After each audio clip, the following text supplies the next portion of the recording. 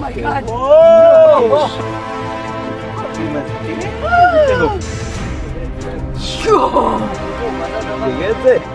Discoveries like this are just pushing the envelope of what we know about ancient humans, and this discovery is certainly one of the big ones. They found handprints and drawings that are between 35,000 and 40,000 years old at a minimum. They could be even older. Now the Mediterranean Sea. A vast landscape of sand dunes, stone pine woodland, seasonal lakes, and wildlife so abundant that researchers have described it as a Mediterranean Serengeti. That entire world is now underwater. The Neanderthals who lived in these caves watched their hunting grounds slowly disappear beneath the rising sea over the course of generations. An environmental catastrophe playing out in slow motion over thousands of years. But what makes Gorham's Cave incomparable to any other Neanderthal site on Earth is a discovery made deeper inside the main cave. A discovery that rewrote the most fundamental assumption about human cognitive evolution, published in the Proceedings of the National Academy of Sciences. Researchers announced the first confirmed example of an abstract engraving created by Neanderthals. A deeply impressed cross-hatching pattern carved into the bedrock of Gorham's Cave more than 39,000 years ago. This is not a random scratch, not a tool-sharpening groove, not an accident of geological process. Experimental replication showed that most of the lines composing the design were made by repeatedly and carefully passing a pointed stone tool into the grooves, at least 54 separate strokes, in a deliberate, sustained, purposeful act of creation. Then intelligence agencies, actually Clive Finlan himself and his research team, uncovered the final game-changing truth about what this engraving represents. For decades, the production of painted or engraved designs on cave walls was considered the defining cognitive achievement that separated Homo sapiens from all other hominins. The moment our ancestors became fully human in the modern sense, capable of symbolic thought, abstract representation, and cultural transmission. The Gorham's Cave engraving destroys that boundary completely. Neanderthals working in Gibraltar at least 39,000 years ago, at a time when modern humans had not yet reached this region of Europe, were already producing deliberate abstract patterns. Is it art? Is it a doodle? I don't know. But it is clearly an abstract design. Fin geographic. We can definitely say it is more than 39,000 years old, a time when there were no modern humans near Gibraltar. The implications of this finding cannot be overstated. The ability for abstract thought representing an idea, pattern, or symbol in a physical medium was supposed to be the exclusive cognitive achievement of our species. It was the explanation given for why Homo sapiens survived when Neanderthals didn't. It was the argument used to explain every advantage we supposedly held. Evidence from the cave suggests that Neanderthals were not only hunting birds and marine life for food, but also using feathers for decoration and creating abstract rock engravings, behaviors that the entire framework of human evolution had assigned exclusively to modern humans. If Neanderthals in Gibraltar were capable of symbolic thought, composite tool manufacturing, organized domestic food processing, marine resource exploitation, and chemical manufacturing, all of it documented in the sediment layers of a UNESCO World Heritage Cave complex, then the story of why they disappeared becomes far more complex and far more troubling. The Gorham's Cave complex has also shattered another assumption, that Neanderthals died out around 40,000 years ago when modern humans arrived. The artifacts at Gibraltar suggest Neanderthals may have survived at this location until between 33,000 and 24,000 years ago, meaning some Neanderthal populations may have continued existing for up to 16,000 years after their supposed extinction date. If accurate, this places the last Neanderthals on Earth in Gibraltar at the same time that our ancestors were building complex societies across Europe, possibly even within reach of each other across the narrow Strait of Gibraltar. The question of what happened in those final thousands of years, whether there was contact, conflict, interbreeding, or simple ecological displacement as Thelest coastal hunting grounds sank beneath the rising sea, remains one of archaeology's most haunting unanswered questions. Think about what it means to stand at the mouth of Vanguard Cave today, looking out at the Mediterranean, knowing that 40,000 years ago, a Neanderthal stood in almost exactly the same spot, carrying a whelk from the beach, cooking fish with a stone knife, manufacturing adhesive tar in a controlled chemical hearth, scratching abstract patterns into dolomite bedrock for reasons we still cannot fully decode. The chamber they sealed is now open again. Its secrets are being cataloged one carefully labeled fragment at a time. And Professor Finlinus made one thing absolutely clear about what lies ahead. As we dig, it's only going to get bigger and bigger and bigger. He said, "The sealed chamber is only the beginning." Beneath its floor, beneath every layer of sediment the researchers have yet to remove, lies a continuous record of Neanderthal, music, life stretching back tens of thousands of additional years. Every bucket of material screened through the excavation grid could contain the next piece of evidence that forces another rewrite of human history. The technology of the species that made those marks, carried that shellfish, sealed that chamber, and then vanished from the earth music has been waiting 40,000 years for someone to come looking. Now that the door has finally been opened, what comes next may be the most important chapter in the story of who we are and where we came from. One thing is absolutely certain. The Gorham's Cave complex has already provided some of the most significant evidence ever recovered for understanding the Neanderthal mind.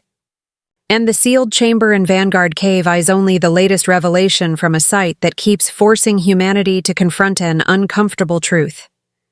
The species we spent a century dismissing as our intellectually inferior cousins was making glue, harvesting the ocean, decorating themselves with feathers, carving abstract symbols into stone, and organizing domestic space with deliberate intention, all while watching their world slowly disappear beneath rising seas.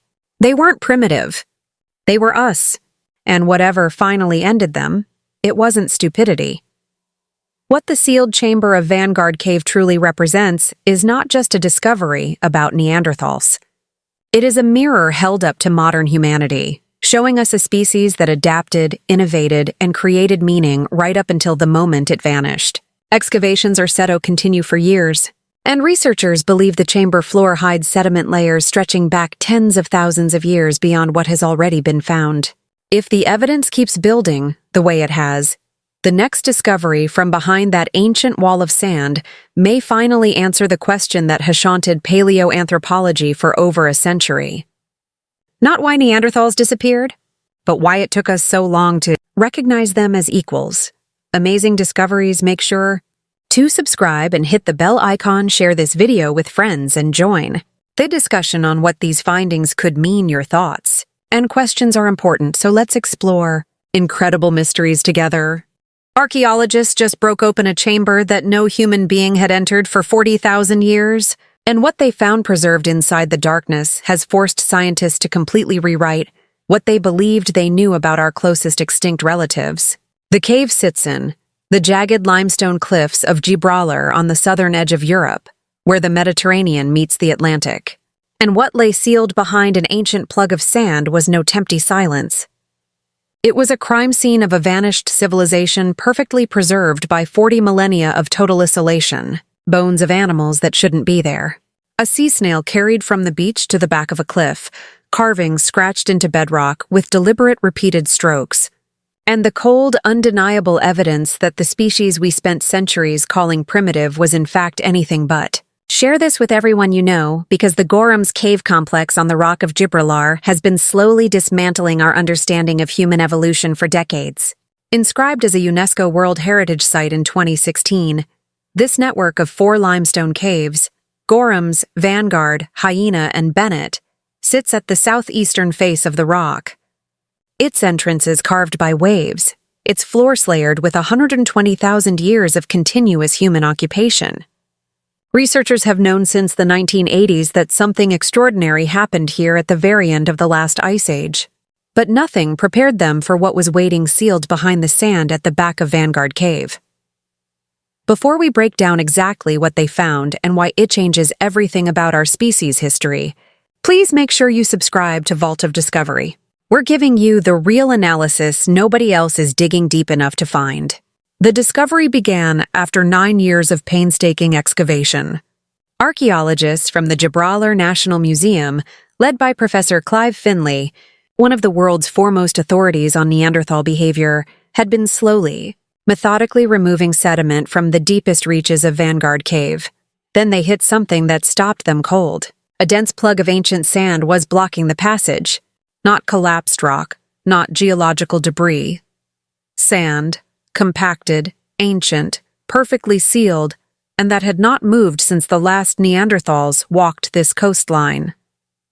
When that sand was eventually removed, it revealed a 13-menor chamber carved into the very roof of the cave, a space roughly 42 ft deep that had been completely sealed from the outside world for at minimum 40,000 years. Think about what this actually means. The sand that sealed this chamber is at least as old as the extinction of the last Neanderthals. Everything in that room, every bone, every mark, every trace of whoever or whatever entered it last, has been sitting in total undisturbed darkness since before modern humans first painted caves in France and Spain, since before agriculture, since before civilization, since before language as we know it existed on this earth. How many times in your life are you going to find something that nobody's been into for 40,000 years? Finak told reporters afterward. It only comes once in your lifetime, I think. What greeted the team when they finally broke through was not treasure in the conventional sense. It was something stranger and more significant. The initial surface finds produced remains of lynx, spotted hyena, and griffon vulture. 3 apex predators and scavengers whose bones had no business being gathered together in an elevated sealed chamber deep inside a cliff. These animals don't naturally congregate. They don't layer together. Someone or something brought them there. The walls carried something even more disturbing. Deep scratch marks from an unidentified carnivore, clawed directly into the limestone surface of the sealed room. Whatever made those marks was trapped inside this chamber for reasons that researchers are still working to understand. But here's the first shocking twist. Among the predator bones and mystery claw marks, the team found something completely out of place. A large whelk, a type of edible sea snail sitting at the very back of a chamber located well away from the coast. Whelks don't climb. They don't travel. They don't end up in sealed rock chambers 20 minutes from the nearest beach by themselves. The whelk is at the back of that cave. It's probably about 20 minutes from the beach. Professor Finnell explained somebody took that whelk in there over 40,000 years ago. So that's already given me a hint that people have been in there. Those people, because of the age, can only be Neanderthals. That single sea snail carried from the Mediterranean shore into the darkest corner of a sealed mountain chamber by a being that died out 40,000 years ago is one of the most quietly devastating archaeological finds of the modern era. It means the last Neanderthals weren't starving, weren't desperate, weren't cowering in their final refuge without the capacity to plan. They were making deliberate choices about where to store food. They were transporting resources from the coast into protected interior spaces. They were organizing their world with intention and forethought. Think about how violently this contradicts what science told us for most of the 20th century. For generations, Neanderthals were depicted as dim-witted brutes, slow, hunched, barely capable of complex thought, easily swept aside when anatomically modern humans arrived from Africa around 40,000 years ago. The textbook story was simple. Smarter humans arrived. Dumb Neanderthals vanished. But the Gorham's Cave complex has been systematically destroying that story for decades. And the sealed chamber discovery is only the latest blow to a model of human evolution that refuses to account for what the evidence actually shows. Then came the second devastating revelation. The sealed chamber wasn't even the most explosive discovery to emerge from Vanguard Cave. Buried in layers beneath it, stretching back through time like pages in a history no one knew existed. The excavations had been accumulating evidence of Neanderthal behavior so sophisticated that researchers are still struggling to classify it. In 2024, an international team published findings describing a 60,000-year-old pit-like hearth that Neanderthals had engineered specifically to produce plant tar for glue. Read that again. 60,000 years ago, a controlled, deliberate manufacturing process for an industrial adhesive inside a cave on the edge of the Mediterranean. This wasn't a campfire. This was a circular hearth structure with 2 channels and a thick wall lining engineered so that plant fragments could be heated without exposure to open air, a process called pyrolysis to draw out the sticky resin trapped inside the plant material. The Neanderthals weren't using birch bark like their counterparts in colder climates. They had adapted the technology to local Mediterranean resources using gum rock rose, a shrub native to their coastal environment, as the raw material. The resulting tar was then used to haft stone points onto wooden shafts, producing reliable composite spears for hunting on the coastal plain that stretched before the cave entrance. This is not the behavior of an intellectually inferior species. This is chemistry. This is material science. This is problem solving across generations. The third twist changes everything about who these people really were because the sophisticated glue-making technology tells us something extraordinary about knowledge transmission. Among Neanderthals, the process of controlled low oxygen heating to produce tar cannot be discovered by accident. It cannot be stumbled upon through trial and error in a single generation. It requires accumulated knowledge shared between individuals over time, taught deliberately from the experienced to the young. The site only survived because a fast-moving sand dune sealed it along with pollen and spores that preserve a snapshot of the outside environment at the moment of sealing. A natural time capsule that captured the knowledge of an entire culture at the precise moment it was about to vanish from the earth forever. Think about what the broader picture of Gorham's cave reveals when all the evidence is assembled together. The trash layers of Gorham's and Vanguard caves are packed with mussel shells, alongside the bones of fish, monk seals, and dolphins, none of which arrived there naturally. These remains bear cut marks from stone tools, meaning dinner was carefully processed, portioned, and prepared. The Neanderthals of Gibraltar weren't scavenging scraps. They were harvesting marine life and bringing it home to cook, organizing their domestic space around predictable, structured food processing routines. The coastal plain they hunted during the Ice Age was entirely different from the crashing shoreline that exists today. Sea levels were dramatically lower, and research shows Neanderthals once looked out from the cave mouth over an open coastal shelf that stretched 4.5 kilometers into what is